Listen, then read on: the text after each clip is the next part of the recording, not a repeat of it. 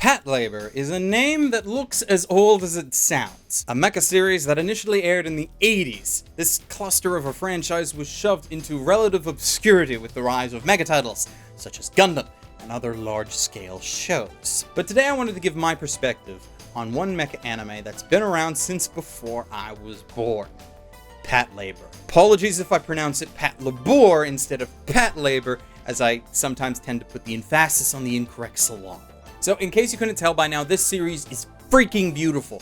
Or rather, it can be. The franchise is spread out over television, OVA, and a film series, so of course production values will greatly differ between them. But when Patlabor wants to be beautiful, it is. The level of detail and dedication in some of these scenes, I believe, continue to highlight the best of retro anime.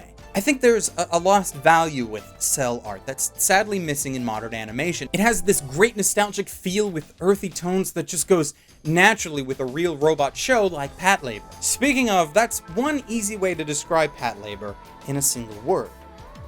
Real.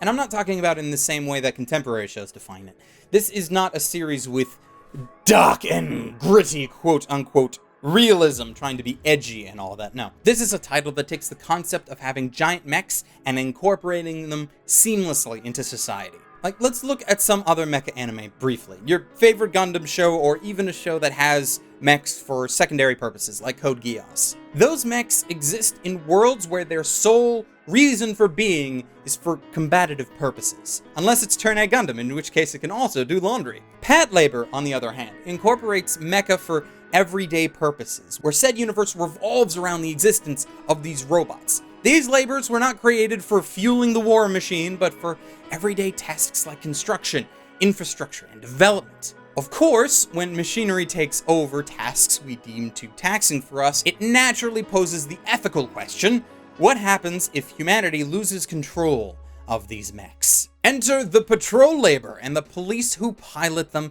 to keep society safe.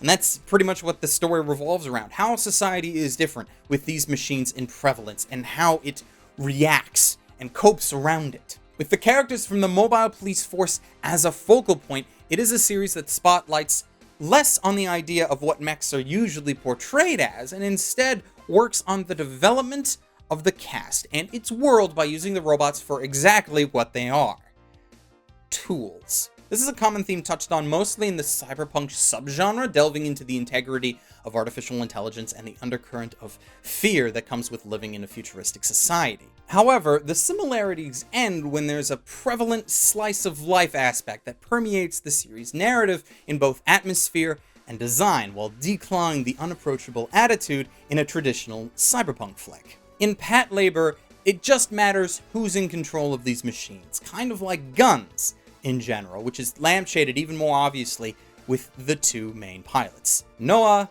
and Ota. Ota is, well, he's a very special snowflake. He's like the kid who spent his entire life playing cops and robbers and still hasn't lost that childlike excitement, though with his age he's gained a rather horrible temper and attitude problem. His first instinct with any situation is to pull his gun and fire wildly until the problem is solved. Barring that, in cases where his gun is unavailable or he ran out of ammo, the highest amount of force is always necessary, regardless of the collateral damage. It's actually quite impressive that he's never been released from the police force for his reckless behavior, but I'm sure that the paperwork just isn't worth the hassle.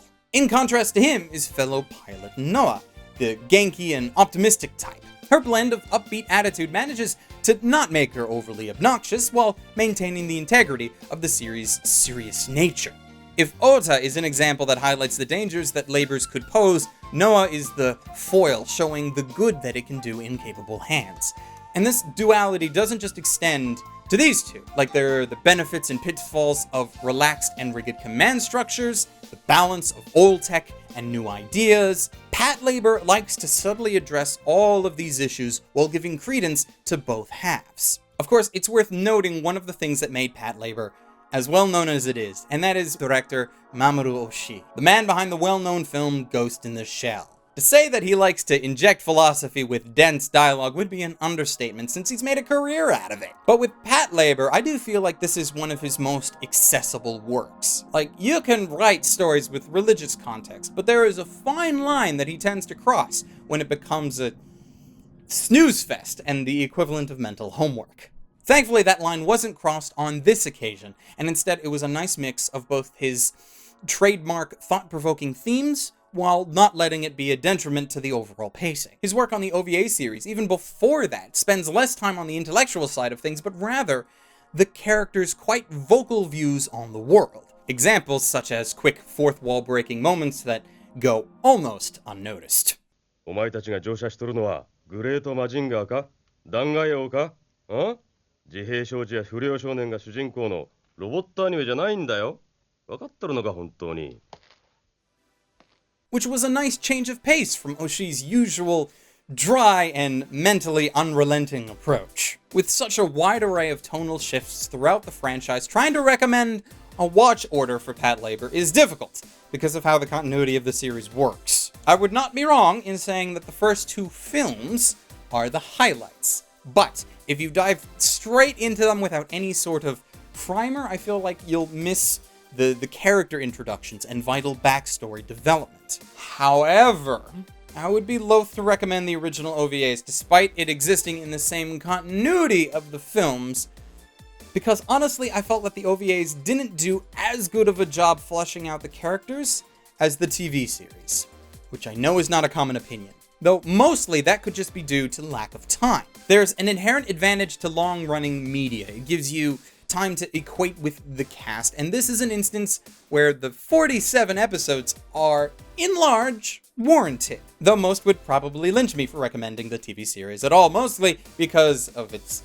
lighter tone from the rest of the franchise, its length, and of course the lack of involvement from Oshii. Patlabor TV, while a character-driven story, is a world that would be impossible to exist without the inclusion of mecha. And this is the stuff I like, because every part that is woven into its universe is vital to the overall narrative. But personally, I enjoyed my time with it, and I think that it serves as a way to fully flesh out and bring these people to life with so much more time available to show us their stories. So ultimately, my recommended watch order is thus: if you have the time, start with the TV series and transition into the two films as a main course. However, considering that the TV series is quite long, and I admit not all of it is necessary, if you are short on time, watching the OVA series instead will suffice. It'll allow you to get the gist of what everything is about, but if you feel the need to learn more about the cast later on, the TV series will always be available to you. And so I would like to proudly present Patlabor as a whole with the rating of buy it. Sure, the individual parts of the franchise might not be worth such a high rating, but it's difficult to ignore this particular lens on mech culture and its views on society, and if you haven't taken a dive into it, you should seriously consider it. At the time of this video, Patlabor has been licensed by Made in Japan, and all entries of the franchise are available on DVD and Blu-ray from them. As well, all of it is also available to stream in the US and Canada over on the Anime Network. Links in the description. And thanks to my good friends over at RightStuffAnime.com for providing some of the review material for this video, and you can head over to their website and pick up all of Patlabor from them if you so choose, which I highly recommend.